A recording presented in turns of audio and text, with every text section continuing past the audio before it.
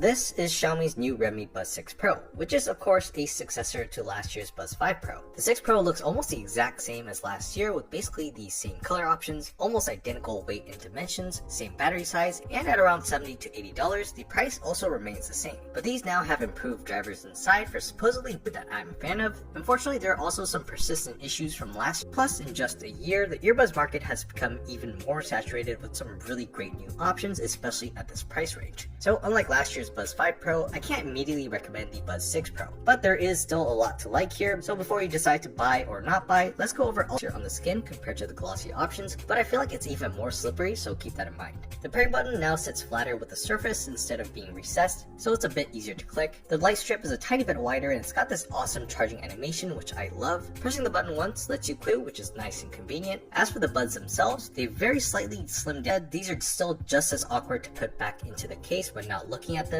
You gotta line up the stems just like before, so when it's pitch black or you're not looking, you might occasionally noise cancelling and transparency controls, options for adaptive or personalized noise cancellation, touch control settings, built-in plus custom EQ sets, and options to turn on and off things like in-ear detection and dual connection. If you have a Xiaomi phone, you have the option to use the built-in UI instead of the app. It looks a little more refined, but with the same exact features as competitors, and it just feels like Xiaomi isn't showing a ton of attention to detail here. Speaking of which, connectivity is one part that's been a persistent issue with the Redmi Buds Pro series. You get the same Bluetooth 5.3 spec with a 10-meter range, but I've ran into more connectivity issues with these than even last year's Buds 5 Pro. It's very sensitive to interference. I get after rebooting these earbuds, the issue is a bit better, but these buds struggle with interference more than a lot of other earbuds. There are stretches where these work perfectly fine, but about 10 to 15% of the time it's having issues. I'm sure this is more of a software issue than anything, so please Xiaomi update these ASAP, because it's getting a bit annoying. On the bright side, even with connection issues and not the best, you hear a bit of improvement compared to things going on. You'll notice with the ANC, Xiaomi claims that the Buds 6 Pro can now get up to 55 decibels of ANC, which is a 40% increase in noise cancellation depth, and a 14% increase in total ANC compared to the Buds 5 Pro, which weren't known to have the strongest ANC, so these were needed upgrades. When actually listening to them, ear is still a bit weak compared to the competition. For my own use cases like commuting and working at cafes, these are more than good enough,